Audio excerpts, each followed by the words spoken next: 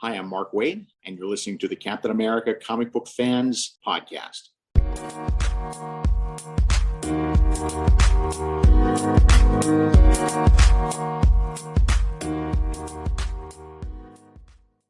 Greetings, Cap fans, and welcome to episode 78 of the Captain America Comic Book Fans Podcast.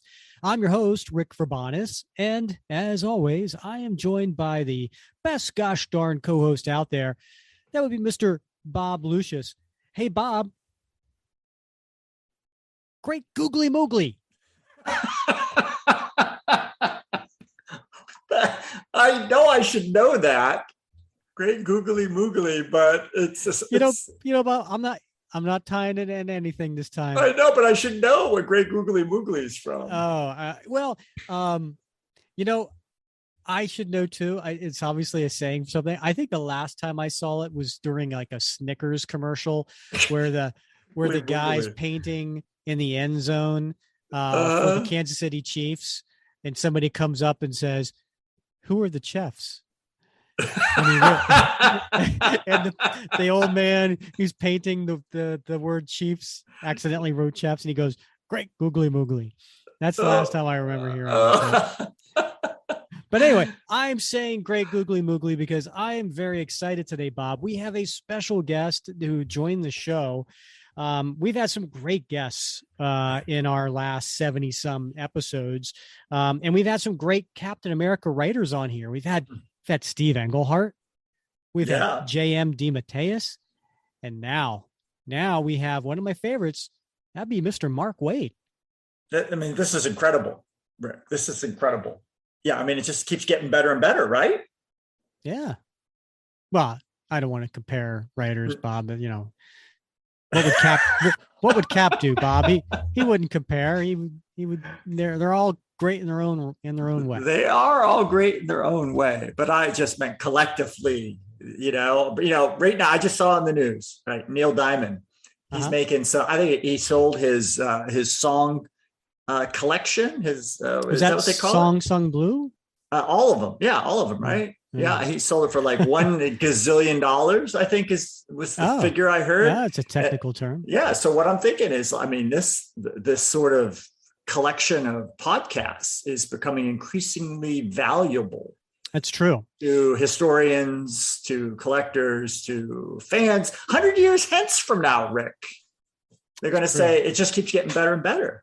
Yeah. Yeah. Well, and we have to thank our listeners, right? Our listeners who come back every week and listen to us ramble on about Captain America comic books. And then occasionally, once a month, we have a guest on. So we appreciate their support. We appreciate you listening. We appreciate you sharing. We appreciate the 5-star reviews. Bob, you can also review now on Spotify. So we appreciate those who are doing that. And also we appreciate our patrons who are supporting us, kicking in, $4.99 a month or, $9.99 a month or whatever it is. And we appreciate that because, we have to cover our expenses. So thank you very much to our patrons who are helping with that. We should be taking Bitcoin yet, Rick? No, it's going up, I think. So yeah, is it? Yeah. Hey, I'll take trades in original art. There you go. Or classic comics. Speaking of classic comics, Bob, I have to tell you, I am so excited. Guess what finally shipped in? Was it that order of toilet paper from Costco? Oh no, that's on back order. No, no, my cabinets, my custom made cabinets. Oh, you've been talking for my about comic those. book. I know, right? Yeah. So there's this a company out there. They're called Nerd-stalgia, right? So it's kind of like nostalgia, but Nerd-stalgia.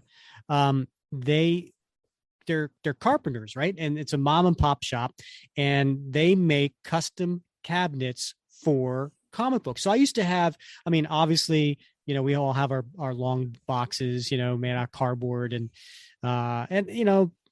listen, I'm an adult. It's time to get out of my cardboard boxes. Right. And I did, I had this metal filing cabinet and it didn't start to not work well, and it didn't look very good, and it was a big pain in the butt. So I came across on Facebook on Nerdstalgia, and it's facebook.com/the classy collector. So I went on to their Facebook page because I saw some other people mentioning it, and I looked at the pictures and I was like, wow.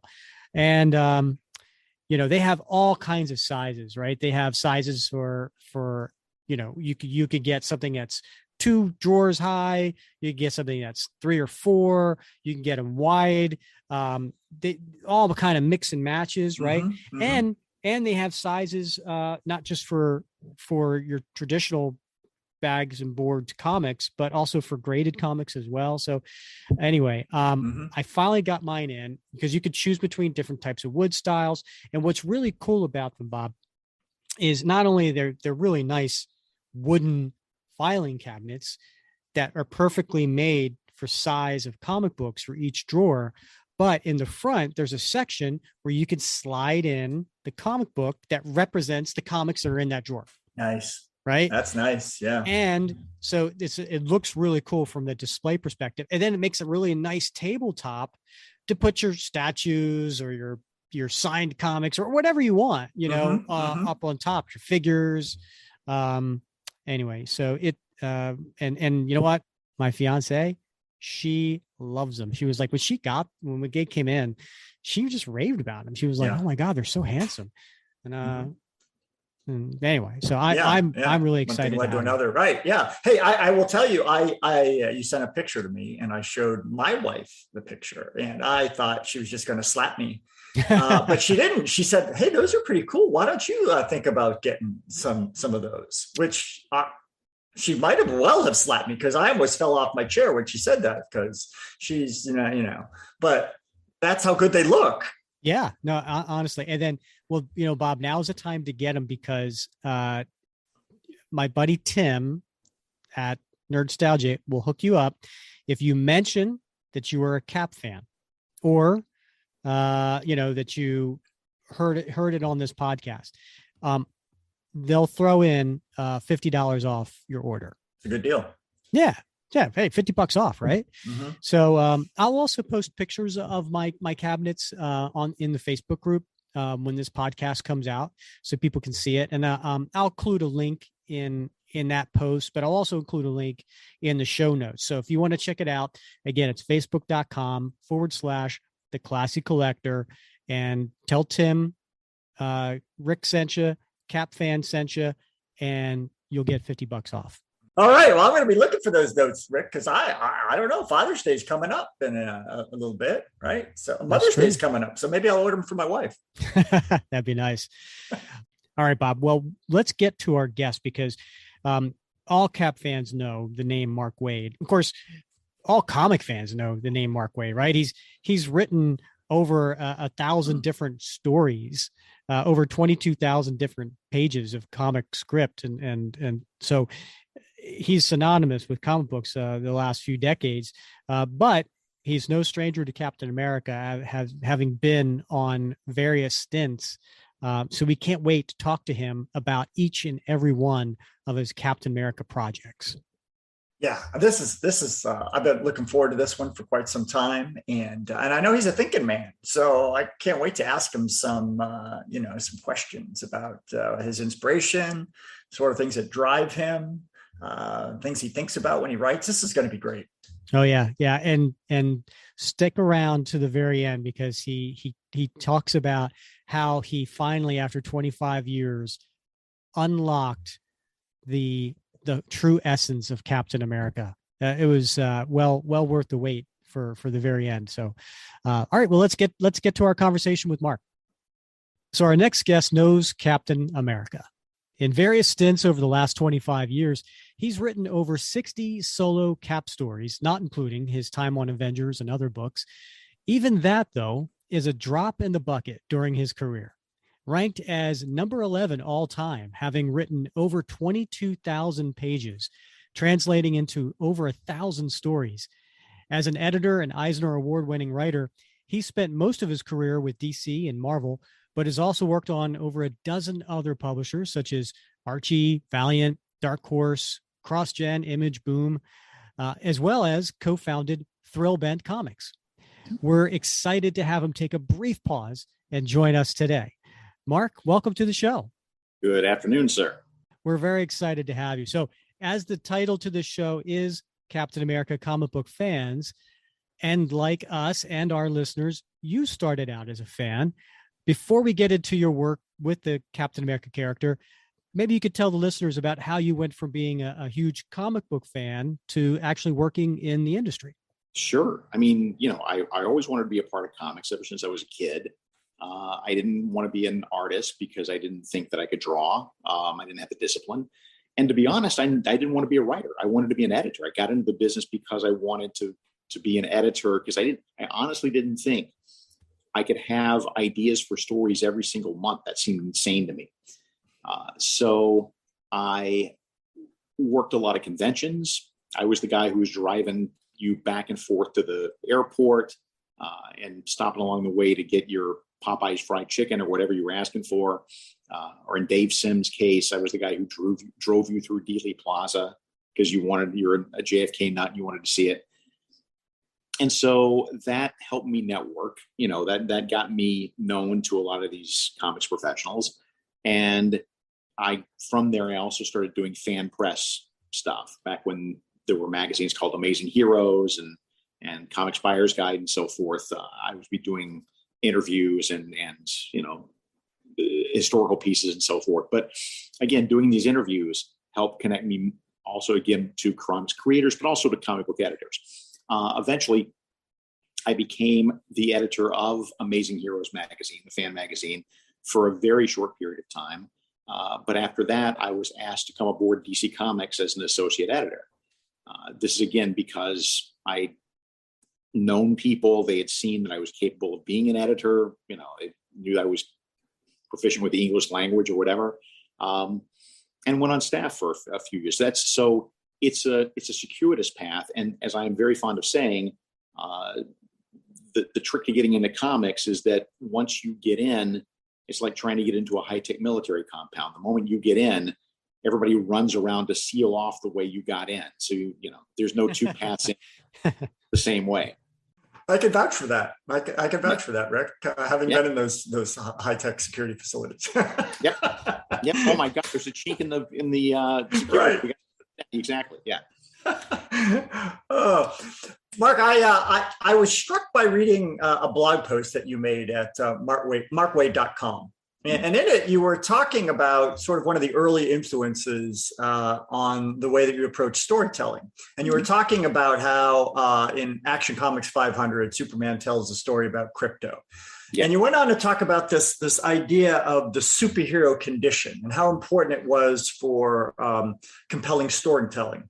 Yeah. And so, and in fact, that it's become a sort of a foundational bedrock, I think, to your own way of writing.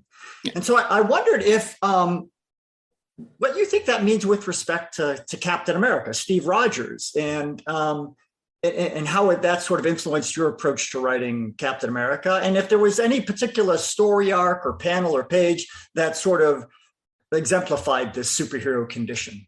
Sure, absolutely. Although more technically, it's the superhuman condition. Is okay. What we call it. So, as opposed to the human condition, it's writing about these characters by just stepping into their shoes and living in that skin and seeing the world through those characters' eyes, not just when they're punching stuff and not just when they're using superpowers, but what is your life like on a day-to-day basis?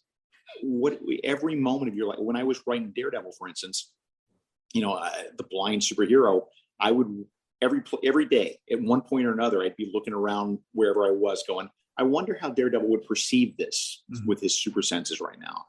When I'm writing Superman, I think about, okay, what is it like to walk around in a world where everything's made out of cardboard, and you have to be controlling yourself 24/7. And same with Cap. Like with Cap, it was, I'm a man at a time. What do I stand for?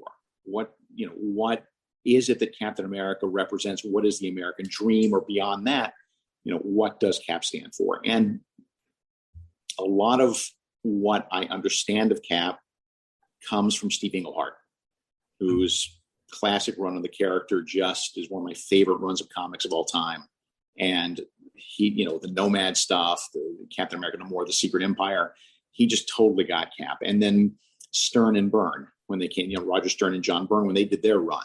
I think Roger Stern has a great take on Captain America. And he's the one who really pointed out to me as a fan that, Cap was essentially a New Deal Democrat. That's what he would have been in 1941. He would have been, which would be Republican today, or at least moderate Republican today. But New Deal Democrat being, believing in social programs, believing in FDR, believing in the WPA, believing in government helping people and not struggling for a small government so much as just making sure the government we have is providing for all people, not just the rich. And so that's the bedrock of my understanding of CAP. So in talking about CAP, going into when you first started with the series, and you had been working with DC for about 5 years at this point, doing titles like Flash and Justice League, and you come to Marvel, you write a 4-issue miniseries for Deadpool, but then you get your first ongoing series with Marvel, which is Captain America. And when you and Ron Garney took on the series with issue 444, for many of us longtime Cap fans, it was like a breath of fresh air. Thank you. We loved Mark Grunwald and Sure. respect his long-time love of the character. Absolutely.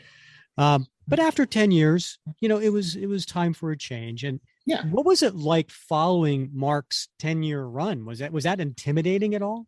It was. 10 years. But the great thing about Mark was he was a team player. He cared about the character more than he had an ego about his own work. And Mark was incredibly receptive and passed on to me all his notes, all his research and stuff, that just because he thought I should have it. And because he knew I loved the character, maybe in a different way, in a different point of view, but we both shared that love for the character. And so it was intimidating, but not as intimidating as it would have been if the transition had not been smooth, Yeah, we've heard nothing but great things about Mark. He was the best.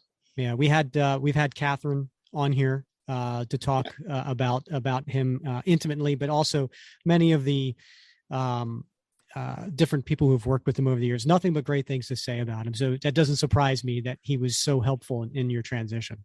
Yeah.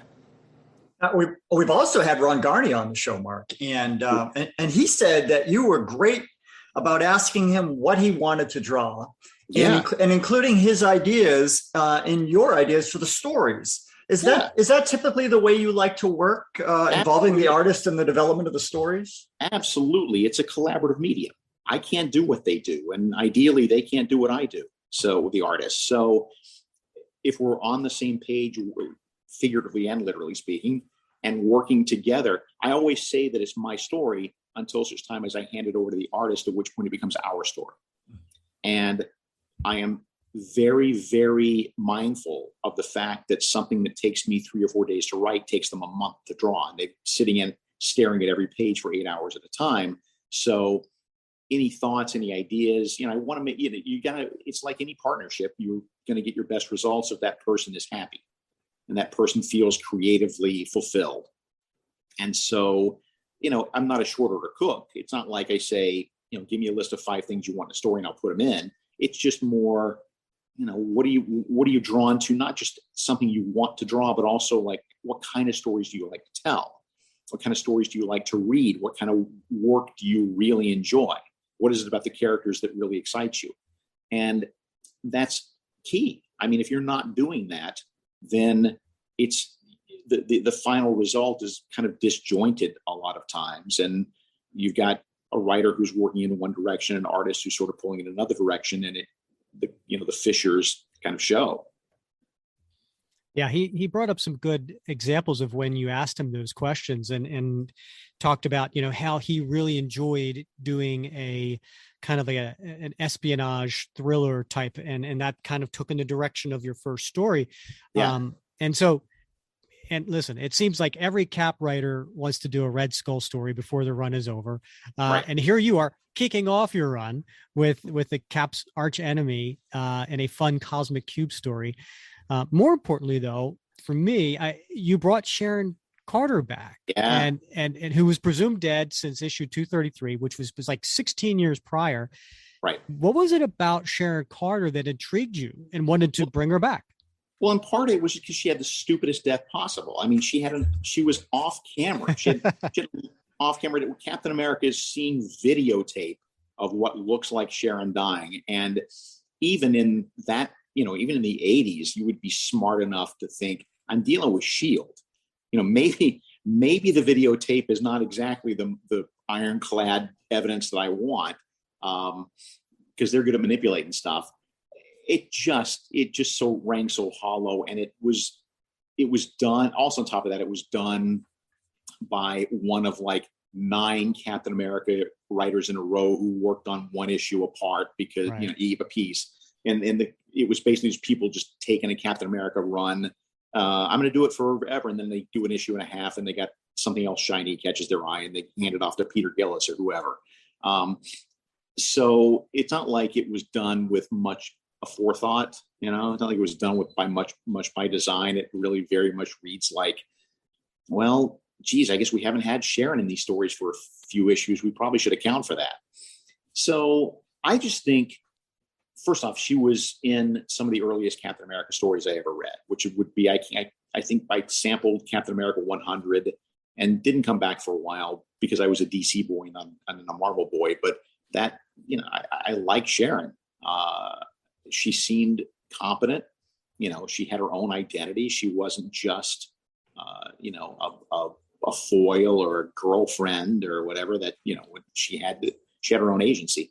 And so when the idea came about to bring her back in a way that made her different, really gave her contrast to Cap and gave Captain America somebody to talk to, and B, to argue with, I thought that was just comedy gold, and also really good for dramatic tension.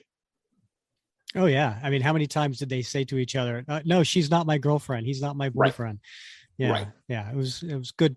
Definitely good comedy there. And then of course, in that first story, we covered it here on the podcast because we also cover the comics too.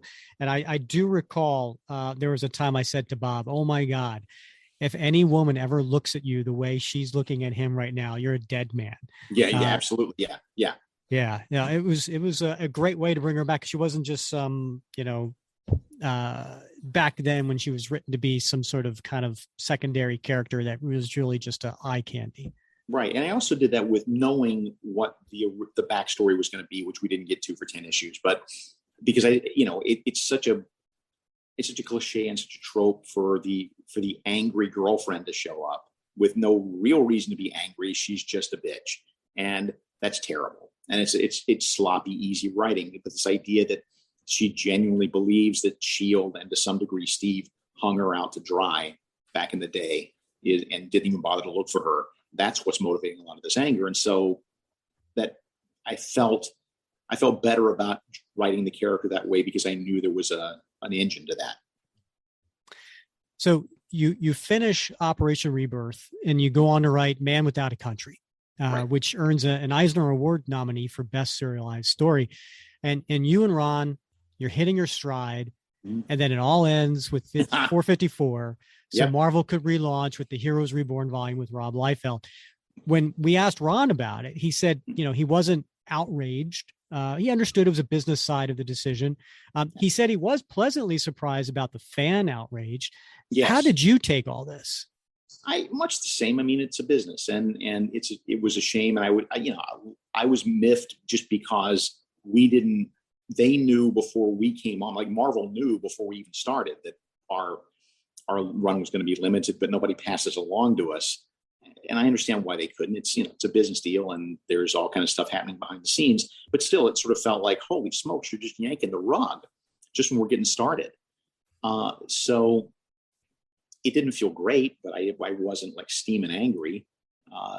To Marvel's credit, they called up Rob and they said, you are looking for somebody to do the dialogue on your book, it would be a nice peace offering if you invited Mark to join you on your book.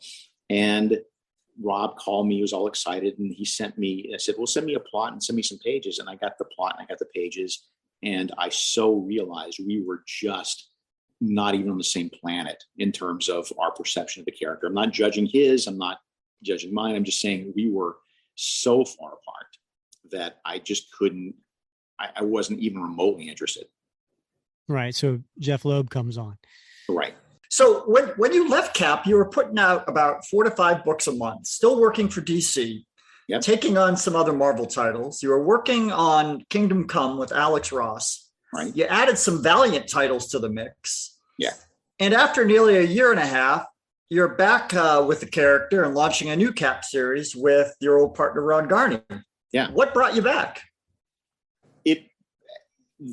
We weren't done. we weren't done. Tom Brevoort, the executive editor, called me with the news, and that all 4 of the Marvel books that had gone over to Wildstorm were coming back, and gave me sort of my choice of what I wanted to do. And there's another book I could have picked up as well, but I didn't think that was the way to go. But Captain America was interesting to me, which is dangerous because it meant that people were going to compare us with our past work, and it meant that people are going to compare us with their nostalgia for our past work, even though it was only a year old. So it was a gamble. The downside to doing it was that the first run, nobody in editorial cared.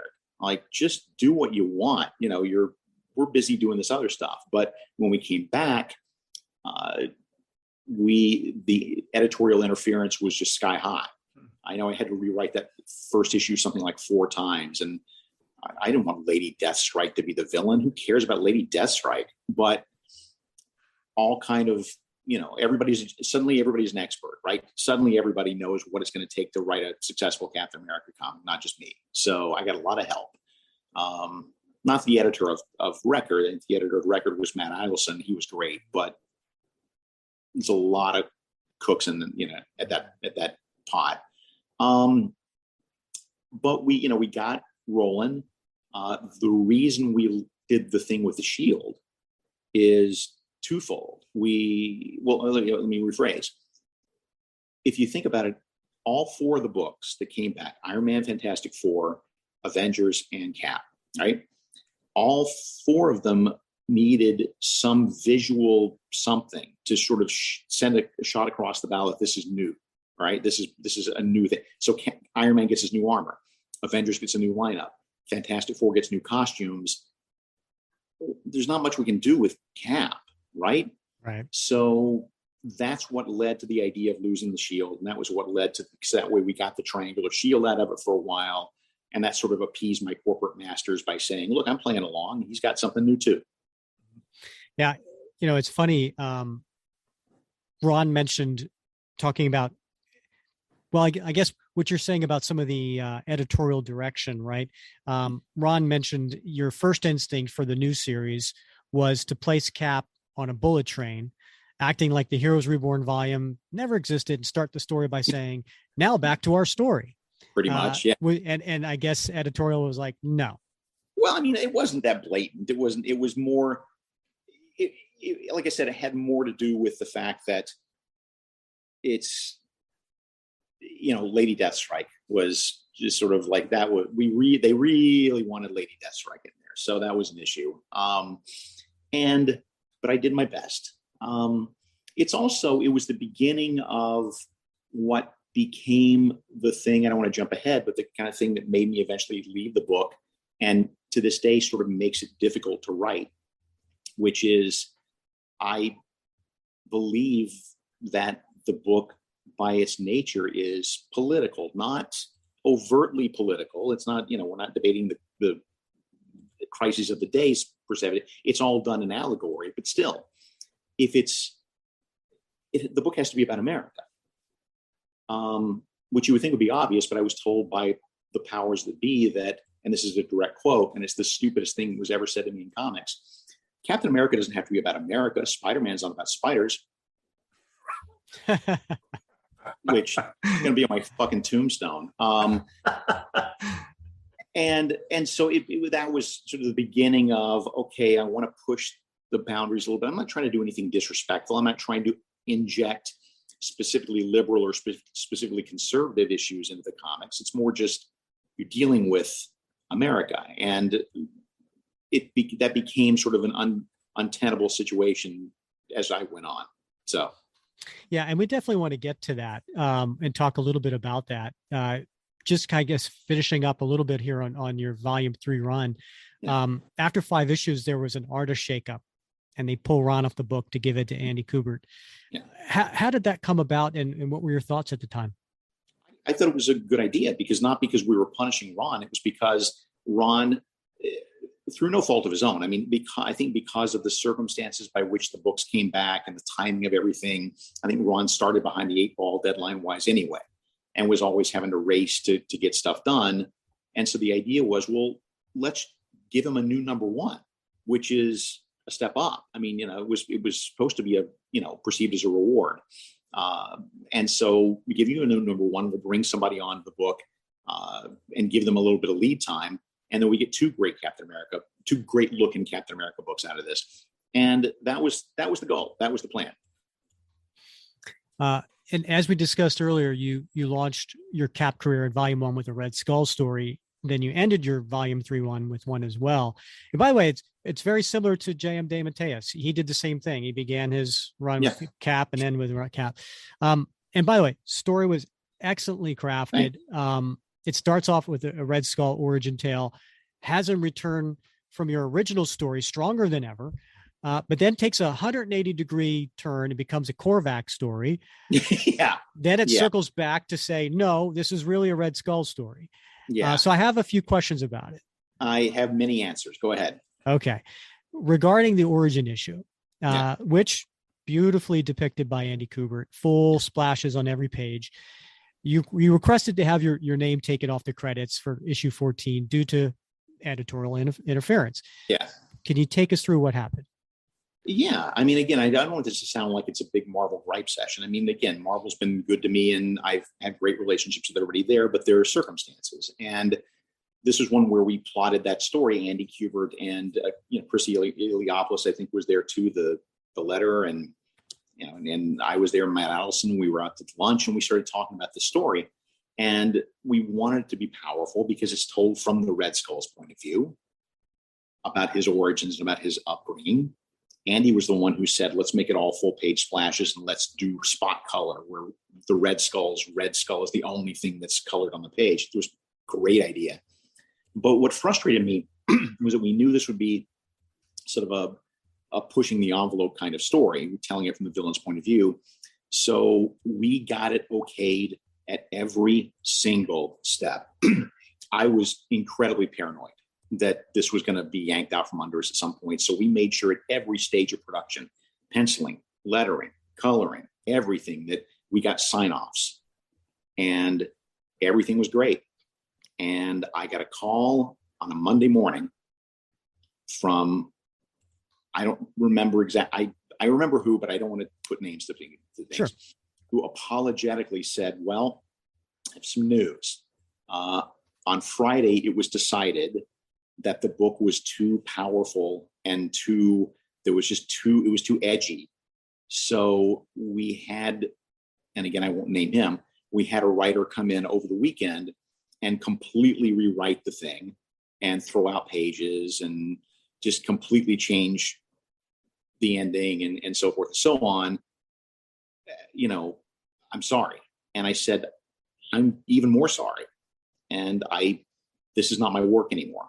I'm not being petulant. It's just, I don't want my name on something that's not mine. And so there was time to take it off the credits inside the book. The cover had already been printed. So that's why my name's on the cover.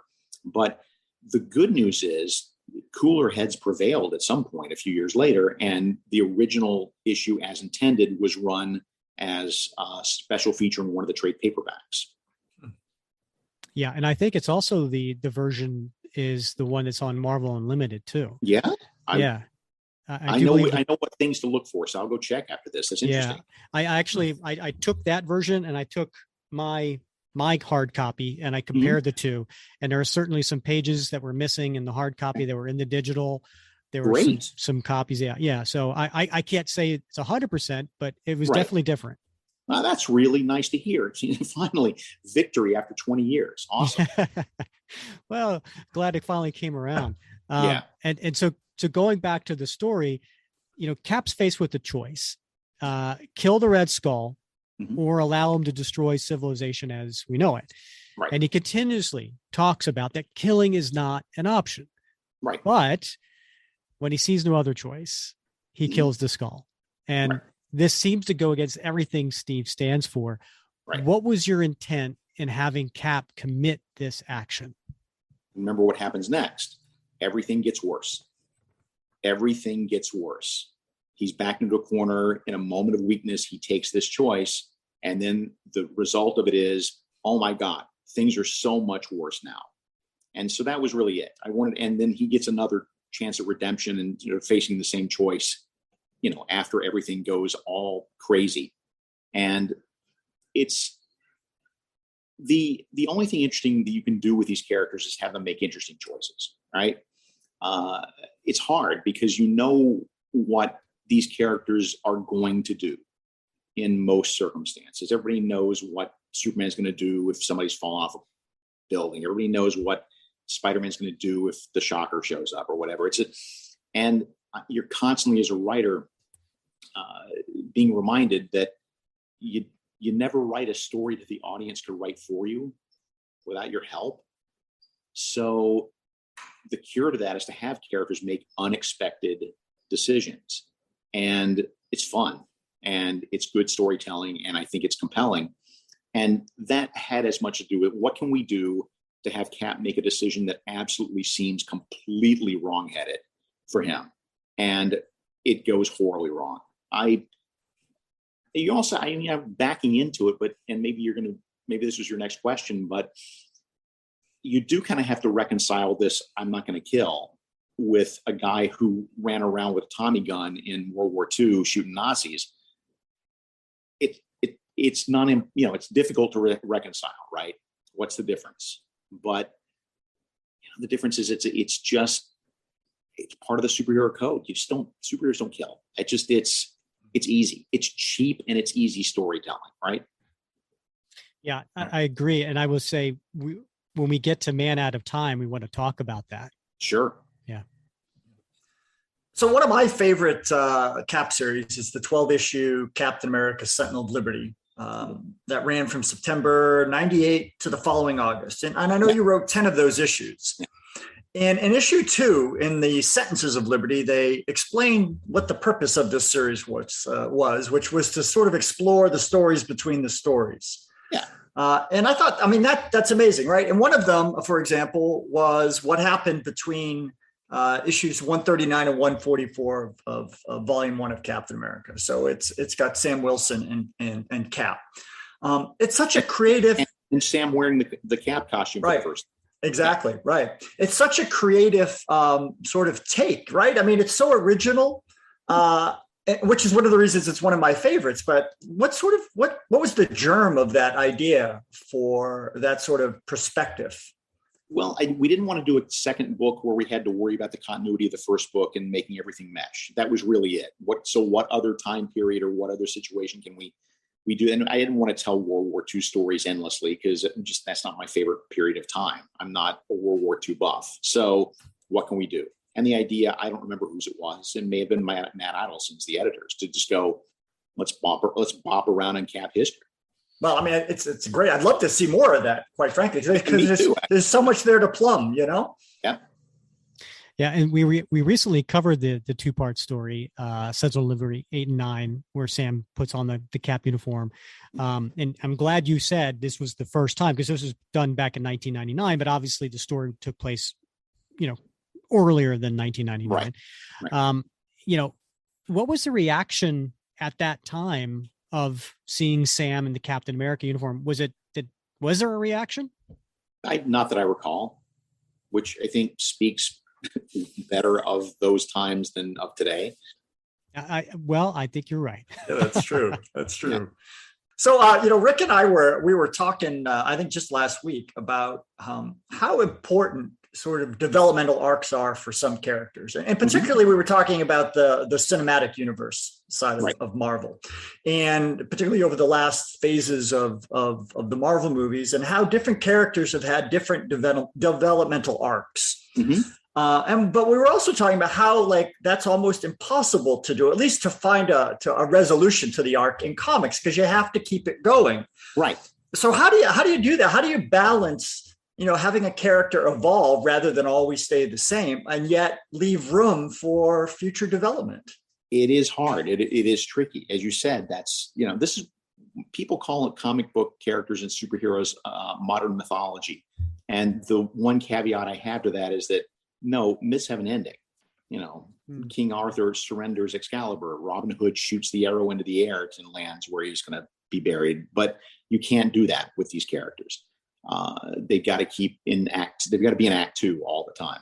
So it is hard. I mean, the only thing you can really do is, I don't know. I don't know what you do for development. You have every once in a while you can do one with Flash and the Return of Barry Allen, where where Wally West is clearly one kind of man at the beginning of that story and a different kind of man at the other. But I don't think you can keep doing Return of Barry Allen every month.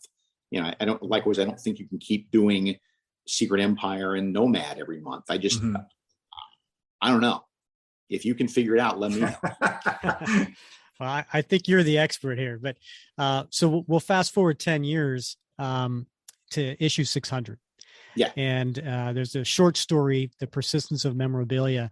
And 600 was a special commemorative issue focusing on the 1 year after Steve Rogers' death. And here it is 10 years later, you come back, you write this short story about a collection of Cap memorabilia being auctioned off. And it involves characters with opposing viewpoints post-Civil War, some seeing Cap as a hero, others a criminal to have his name tarnished. What inspired you to write this story, and what's your memorabilia collection like?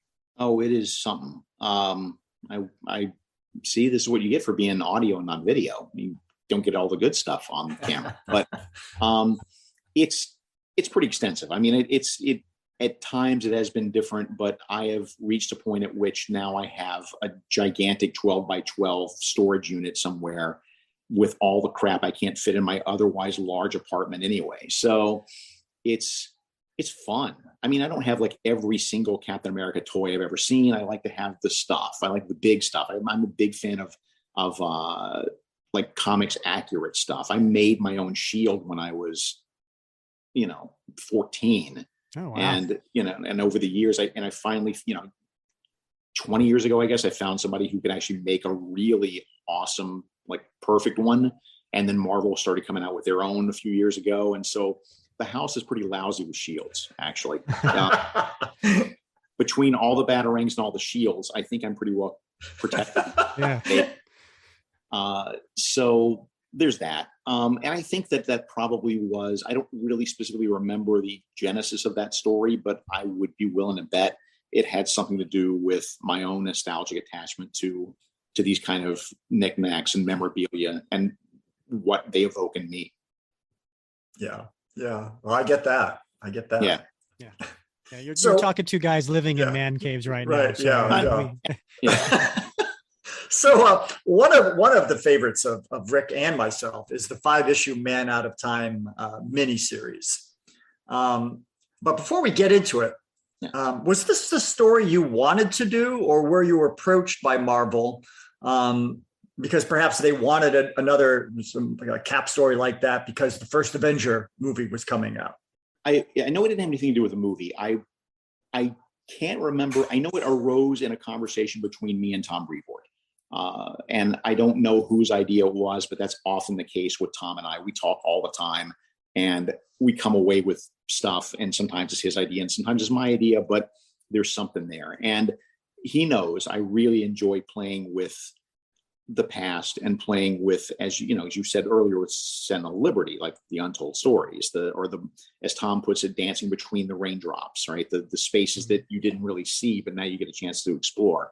I love doing that. And it seemed appropriate to me in a post 9/11 world to maybe take a different look, or a more an in-depth look really at what it's like to have woken up at the end of World War II and you awakened in what is now the 21st century, essentially. I played fast and loose with it because, you don't want to nail down a specific year in Cap's history, but I think I did have some reference to Y2K at some point. So, well, we talked with Tom, and we discussed this series in particular, and his conversations with you about it. And he said that you have a certain way of working that seems to work for you. And he described it as, I think, quote, Mark likes to jump off the cliff and on the way down, figure out how he's going to survive. That's really it. That's really it. Right. And so in this series, the last issue tied into the first issue. So it all seemed like it was meticulously planned out. Well, then bully for me, because that's me at the end of that story, desperately trying to find some way to polish it off. I'm absolutely right. I mean, my working method is to just almost every single time I write a cliffhanger ending, I don't have the slightest idea how to get out of it, because I figure if I don't know and you don't know, then you can't guess and we'll both be surprised. It'll be great. And it's the fun part of it for me. I thought it was a bug for many, many, many years. I just kind of come to accept the fact that no, it's a feature. It's just something I like. I'm going to use that phrase with my wife when she complains about it. I'm like, it's a feature. It's a feature. And I'm a puzzle solver. I mean, I'm the guy in the back of the classroom doing the crossword puzzles and the brain teasers and stuff. And so I'm a puzzle solver as it is. So that's just another way of me exercising my brain in that direction. Grant Morrison and I had this great conversation once, and I think we came to the mutual conclusion that we feel like we're making it up as we go, but our subconscious is often leaving breadcrumbs for us that we can find and pick up as we go, and will pay off later. And that happens more often than you think. Get to issue 4 and realize there's something in issue 1 that I set up for myself that I can now use here. That's intriguing, but also a little scary. It's a little scary. Clearly, if this were my third comic I was ever writing and I was making it up as I went, I'd be an idiot. But I've kind of gotten to the point now where it's just, all right, just type the words page 1 and go and see what happens. Right. Like a muscle. Yeah. There's a level of craft beneath which I know I won't sink, Mm-hmm. So that's my safety net. So let's talk about that puzzle you solved in Out of Time. So the scenes where it became obvious Steve was seeing a lot of progress for women, minorities, and he showed growth as a character, as he was transitioning from the super soldier of the 40s to the superhero of modern time. Well put. Was that your intent, like to demonstrate Steve going back home no longer felt right? And this was growth as a character from when he was in World War II. Yeah. I mean, the genesis of the story really was, besides how it came to be, but in terms of specifically the story, was that, and again, I want to say Tom made this observation, although it could have been either of us, that, in comics, we're constantly writing stories where our characters travel to the future and have an adventure and come back. And if you look at Captain America's resurrection through his eyes for the first time, which no one has ever done, then it's the same for him. It's just he's now in the future, and surely there's a way back. But you've seen the world through his eyes as if he were a time traveler rather than just a guy who was on ice. Made perfect sense to me, and it gave me such room to explore his reactions to the problems of the day and the world of today. And I am just, of all the things I've done with Cap, I think I'm inordinately proud of the scene where Tony Stark is taking him to, the Museum of Air and Space and stuff, to show him all the things we've accomplished as a country, because that's how Tony would think. He's thinking about the machines that we built. And it's when Cap comes across Martin Luther King and his speech that's what really convinces him that, okay, we've come somewhere. We are still a good nation. Yeah. And that was a hard hitting scene because, Cap asked about that, right? Or Steve asked about that, so this is common now. And Yeah. yeah. And then it was a beautiful scene when he's back in his time and he's at the baseball park and he's in the section and there's the black father and his son and talking with them. So yeah, it was wonderful to see growth from Yeah. that character. So fast forward to 2018, Sure. you're back on the Cap series as it's returning to the legacy numbering, right? Issues 695 to 704. Now this is following the Nick Spencer Hydra Cap story, which had faced some reader backlash. Right.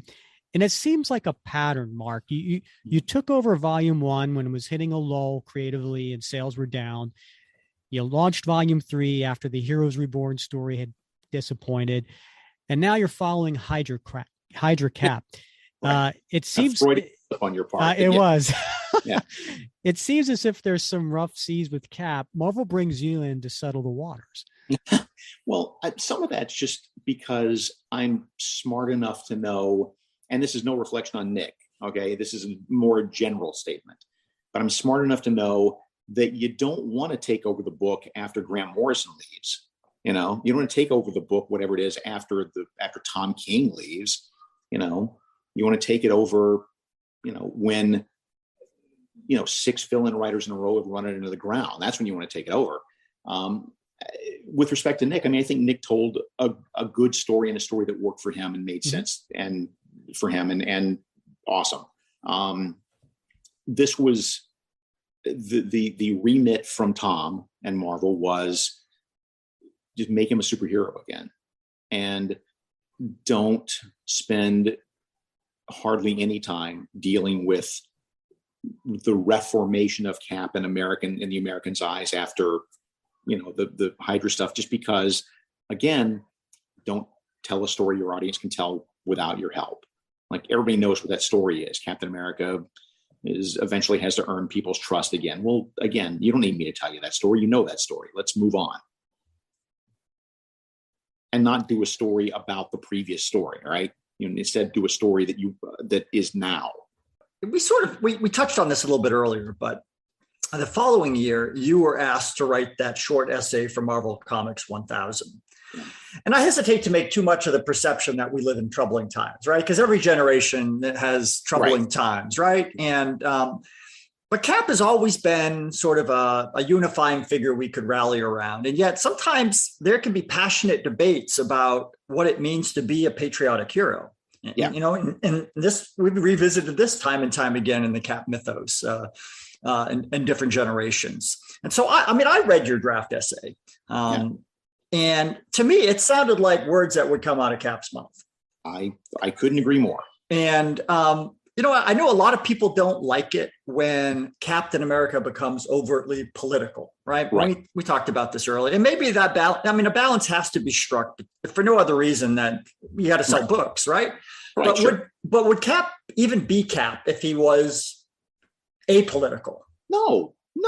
And when we say political, again, I want to underscore this, especially for people who didn't read the original essay. It's not I'm a Republican or I'm a Democrat. It's not even arguing the things that were really specifically, Republican talking points or Democratic talking points. It was just more looking at the world around us as it exists today. And the realization as a writer, the out of comics, reality realization that as a writer, it's getting harder and harder to write Captain America and do it in a way that is relevant because, more and more we are seeing that authority figures are not the authorities they ought to be. More and more we're seeing, reasons to not trust law keeping, individuals. Not across the board, but here and there. And like it or not, there's a huge contingency of Americans who look at cops as, at best, something they should be scared of, and at worst as villains. And you don't have to subscribe to that thought, but you need to acknowledge it, that there are people who believe that, and there's a lot of them. And so it's harder. Like I said, it just becomes more difficult to figure out, okay, what do you say in a Captain America story that doesn't make him sound like, your granddad, and doesn't make him sound like he's completely out of touch with what's happening in this country today. Right. So I felt very strongly that this was the chance to do that. I thought that this was, and I worked very, very hard on that essay to make it, nonpartisan. I think that's the word. It was political, but it was nonpartisan. Right. And at the last second, I got the call as the book was literally on the press. I mean, this sounds like a bad story, but it's true. Literally, the book was on the press, and they called me. They said, we had to pull it. You have to write another one right now. Or we're just gonna have to leave the page out. And it wasn't, I mean, they were, again, it was a very apologetic call. It was like, look, this is coming from above, but we got to do this. And so I thought about it, and I was pissed for a second, but I did what I needed to do and wrote another reasonably toothless essay that was the best I could do at telling something that had some profundity to it without sounding too corny. It's okay, but the original essay is much better. I actually have the original essay, that original page, because it was done. I mean, it went to the printer. I have that page blown up and framed in my house. Yeah, I have that with the essay included. Yeah. Oh, wow. Oh, that's cool. Yeah. Wow. This is the original by John Cassidy. Holy smoke! Good for you. That's amazing. Yeah, it's a beautiful image, but it would be better if your words are on it. But it's a beautiful image. Yeah. Well, that's what I said. That's why my blow up has the essay on it. Yeah. Oh, well, that's great. It is getting harder and harder. I think you're right for Cap to sort of speak his mind. The only reason I took it on again with 695 is because Chris wanted to do it. And I knew that Chris was my safety net. Even if people thought the stories were crap, they would love Chris as Captain America. So that was my safety net. If it hadn't been for Chris, I never would have come back. And I have no intention of ever writing Captain America other than maybe a story here or there as I go. But I would never want to take the series because, again, it's, Disney is a different master than Marvel Comics was 20 years ago. And there are just so many more landmines that you have to navigate with a character that is inherently political. And, Ta-Nehisi Coates did a great job with it. I was very pleased to see Ta-Nehisi get the book. It was awesome to finally see a Black man, write the main Captain America book, for an extended length of time. And I thought he had some good things to say. So that probably leads well into the next question. Is there another writer that for you just seems to capture the essence of Captain America better than most? That's a good question. I mean, among the current crowd, there's Steve Englehart. But that doesn't count. I mean, again, Englehart, Grunwald, Stan, obviously, but in terms of more modern writers, Ta-Nehisi does, I really think. I think Kurt Busiek gets it. And this is not to denigrate anybody else who's been on the book. I think, Ed Brubaker's vision is completely different than my own vision, but that doesn't make it a bad vision. I think he's told some really good Captain America stories. Is there anybody that you'd love to see write Cap that hasn't written Cap? That's a good question. I mean, my first instinct is to say Tom King, and my second instinct is to say, but don't screw it up, Tom. Not that he would, but you're running a risk with Tom when you give him a character because it'll be a great story, but how broken is that character when he's done? So right. That'd be my only fear. But I say it with all respect to Tom. I really like Tom's work, and anybody who's not reading Human Target right now is missing a bet. Mm-hmm. So you've been through and you've seen a lot in the comic market from the 90s expansion and implosion to Marvel's bankruptcy to the influx of screenwriters and novelists becoming comic writers to the new interest due to the MCU and pop culture. What do you think the state of the comic industry is now, and where is it headed? It's the good news is, no matter what you might hear from critics online who don't know and don't have any insight into the industry, the industry is doing well. It's just going through a paradigm shift. We are moving away from monthly books. We just are. That's just the reality. And with each passing year, the monthly comics sell fewer copies and the trade paperbacks sell more copies, because the audience has just sort of decided on a global level that is what they lean toward, and it mirrors what's happening in the world, especially because of the pandemic, right? It's that, now we binge everything. Now, when you find some cool series on Netflix, I don't know about you, but I get pissed when I find out, wait, I have to wait for episodes? This is bullshit. That's how we consume stuff now. And it's also just easier for casual readers to read it because it's all of a piece. It's not, it's not sampling one episode of a TV show in the middle of a run. Here's a story that has a beginning, a middle, and an end. Mm-hmm. So we're moving that way. I think that's the other thing that I think is strong. And again, you'll hear a lot of internet pushback against it, but there is a growing diversity both with the characters and with the creators. And that's the biggest paradigm shift I've seen in my almost 40 years of doing this. And I'm thrilled. When I started in comics, there was 2 female editors at DC Comics and no female writers, and maybe 2 female artists, and all as white as the sands of Iwo Jima, whatever. I know that very, very white, very white. And it took longer than it ought to take, and that's our fault. But it's an interesting, I think, and this is in no way to make any excuses. It should have happened a long time ago. But I think what happened was, and the mistake we made as an industry when we really started to want to embrace diversity, finally, is that, we threw open the doors and we're like, okay, great. Marvel and DC, we're looking for all kind of creators, whether, not just white guys. And we expected there to be a line around the block of people wanting to get in, and there wasn't. And that's not on them. That's on the fact that what up to that point, we had been producing for 40 years, 50 years, was comics specifically targeted for white men. Right. Why would you expect there to be this outrageously huge audience of Black and Latino artists who can't wait to dive in at Marvel or DC? It's like, again, it's like if, I don't know. It's like if the romance industry suddenly threw open its doors and said, we're looking for new romance writers, well, I was never the audience. I don't know.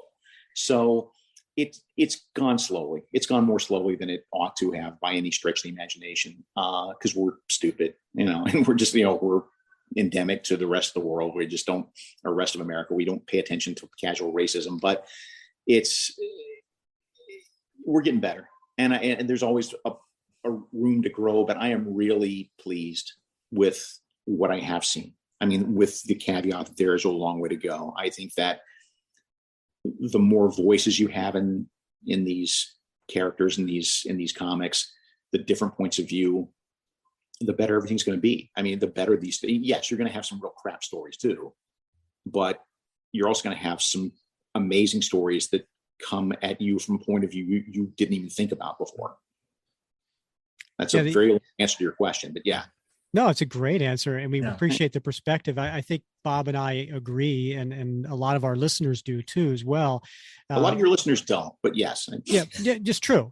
Listen, we have a Facebook group with over 4,000 Captain America fans in there, and every one of them is a true Captain America fan in their own way, and they have a vision.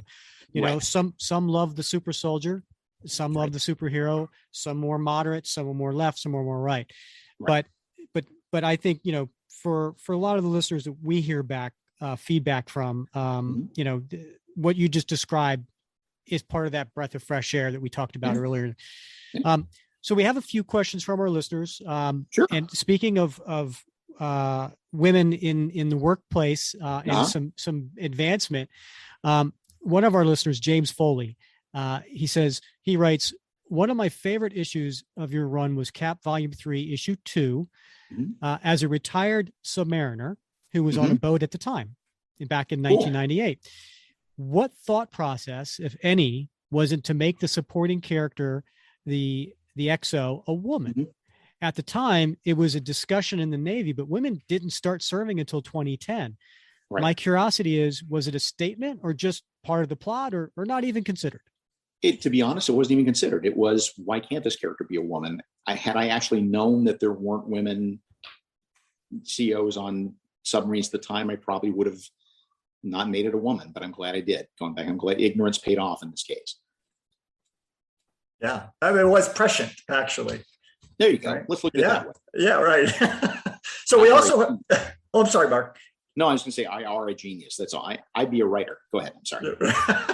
So we also have a question from Grant Baugh, and I know we've talked about Man Out of Time already, but he wants to know, what were your main goals and inspiration when revamping Cap's revival into the modern day?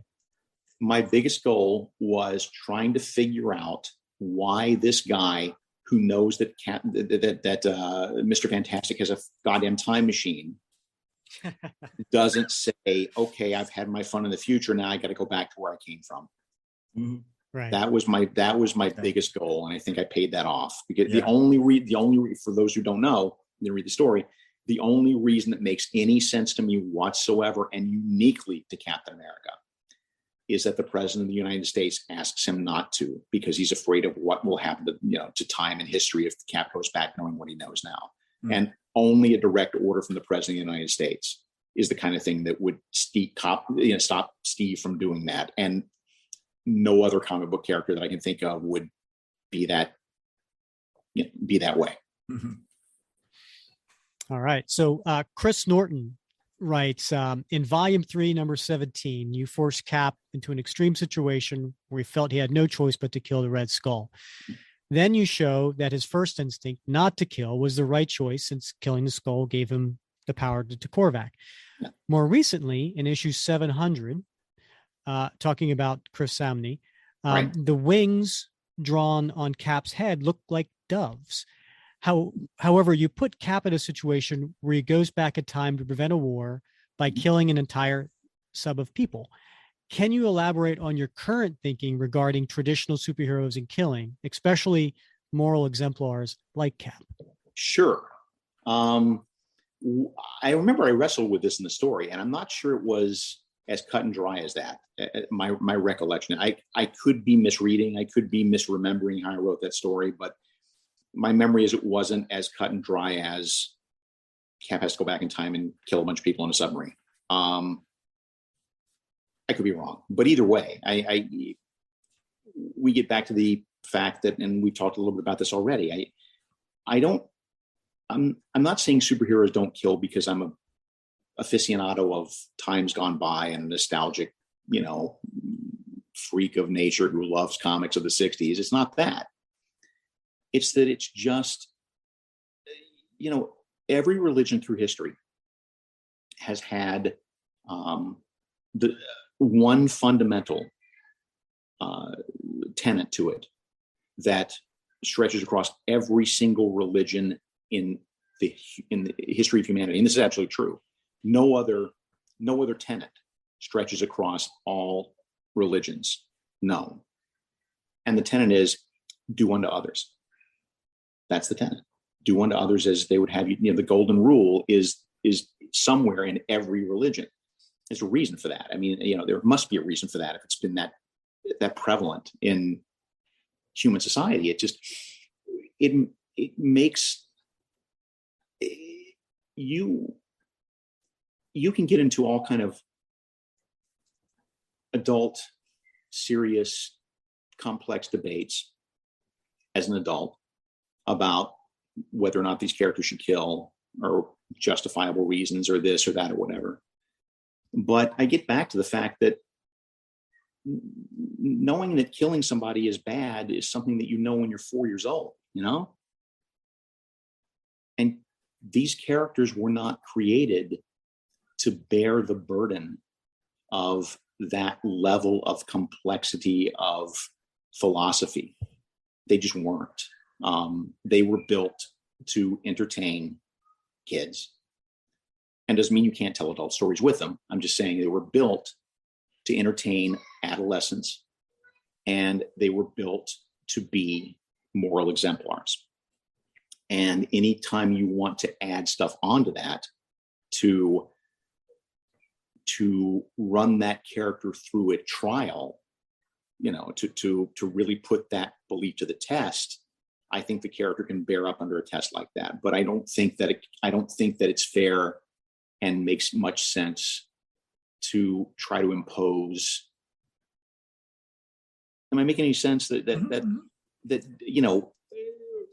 a real, like, soul searching, deep meaning of life? Do you kill? Do you not kill? There are reasons. Sometimes it's, and so forth and so on. I don't think the character's built for it. Mm-hmm. I think there's other. It's like trying to. I don't know. I'm gonna Maybe a novel. It's not. Yeah. It's these characters are not built for that. That's all I can say. Yeah. No, I have one last reader submitted question for you. I know it's going to sound like a trip or a trip up or a trap or something like that. It's not a trap. But Joshua Van Dyne wants to know which character was more fun to write. And I hope we know the answer to this. Captain America or Flash? Wow. I say Flash was more fun to write. It doesn't mean it doesn't mean that the overall experience was any more fun. It just means the character itself was just easier to crack and easier to get a voice for, because I just basically just put my own voice on it. That's Wally is me. So writing that character was just getting out of bed. Whereas with Cap, to really think about it and really come at it from a point of view. I've never been a soldier. I have no idea what that's like. I wasn't born in 1927. I don't know, 1922. I guess officially 1922. So I don't know. So I will say this, and again, I know I said cut me off at an hour, and now I'm going long. I don't care. The one thing we didn't talk about or didn't get a chance to talk about is what came out of the Chris Samnee run, what my takeaway from the Chris Samnee run was. And it was cracking the code on what Captain America actually stands for. And it's not the Declaration of Independence. And it is not the Constitution. It's the Bill of Rights. That, to me, is, and I can't believe it took me 25 years to figure it out, but I genuinely believe that's what Captain America's entire philosophy of being a hero, being a champion of people, is built on it's built on the Bill of Rights. And knowing that gave me an insight into Cap that I never had before, and made, I think, for a better story, knowing that. Well, thank you for sharing that with us. I think, your runs on Captain America have been beloved by many, many Captain America fans. And certainly this last one that you had done, interesting that you're saying you finally cracked the code. Yeah, my final one. Yes. You've made that clear. Yeah. So, much to our, chagrin, disappointment. Yeah. Yes. You say that now, you don't know what I would do next. So that's true. That's true.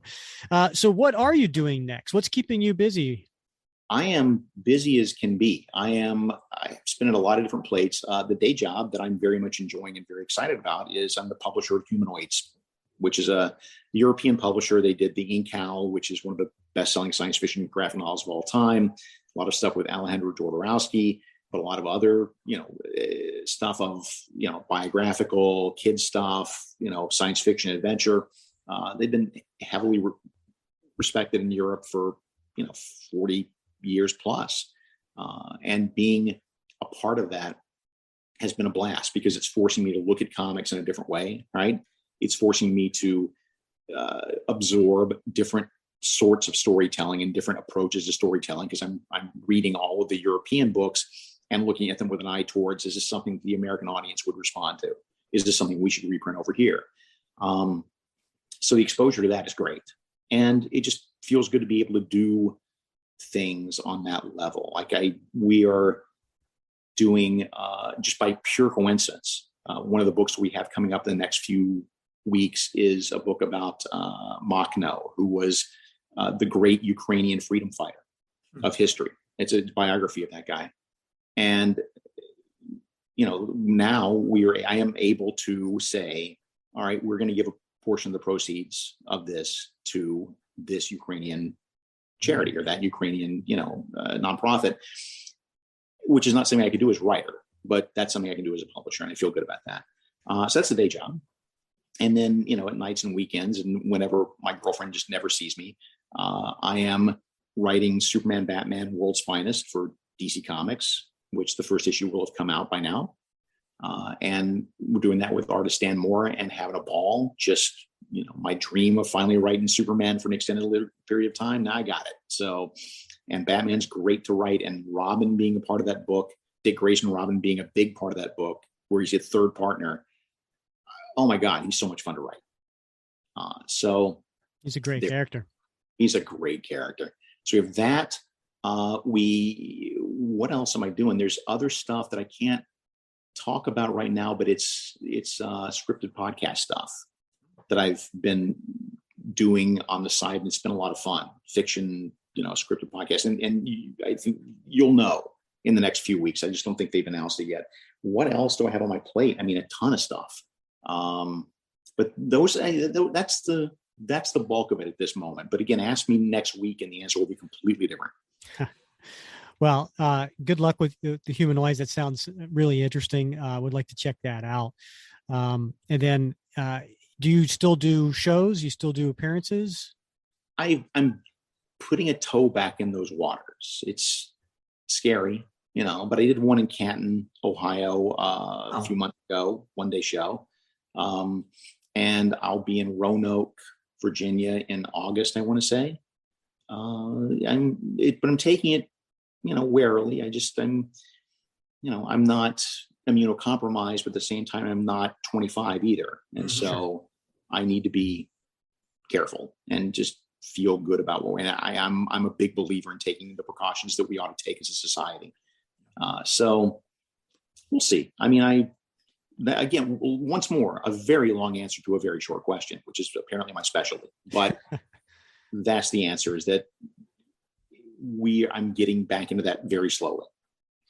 Well, we encourage people to go to markwaid.com. Yeah.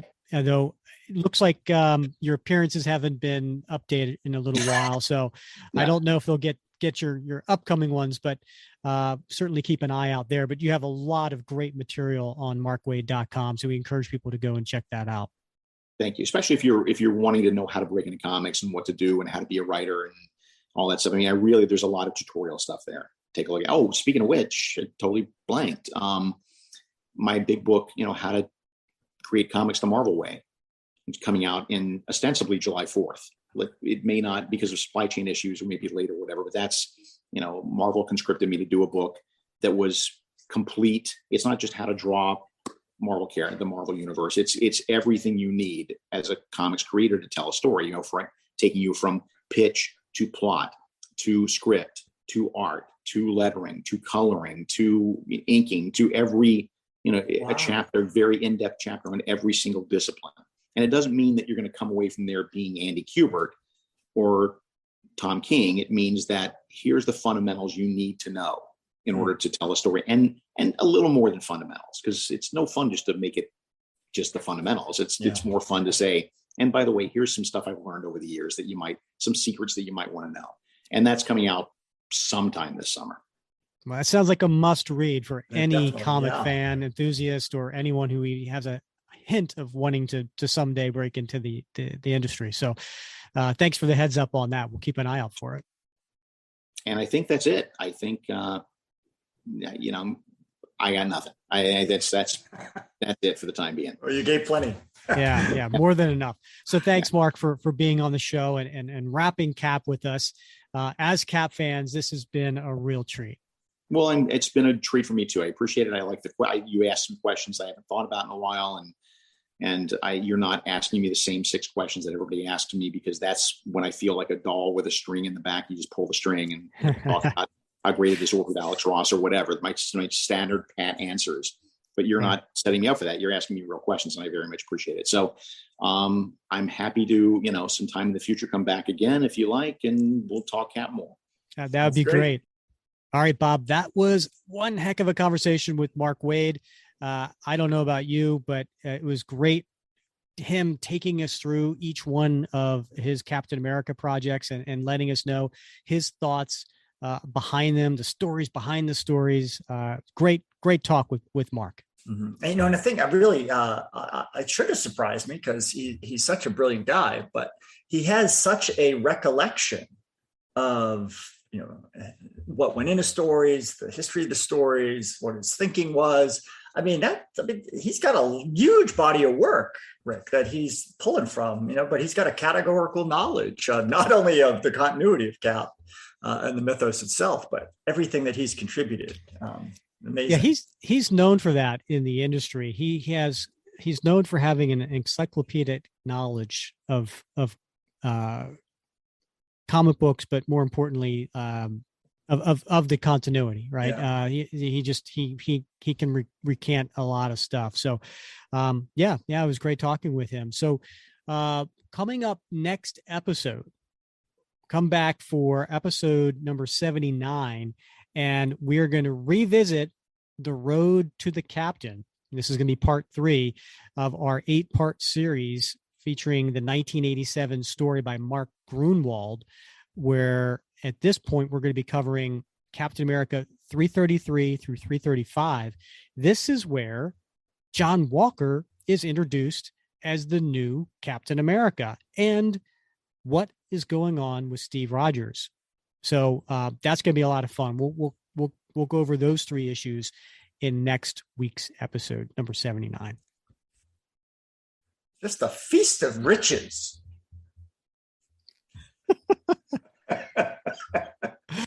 Yeah, what he said. All right. Well, Bob, as always, it's been fun wrapping Cap with you. It has. Let's do it again real soon. All right. He's Bob Lucius. I'm Rick Verbanis, and you've been listening to another episode of the Captain America Comic Book Fans Podcast.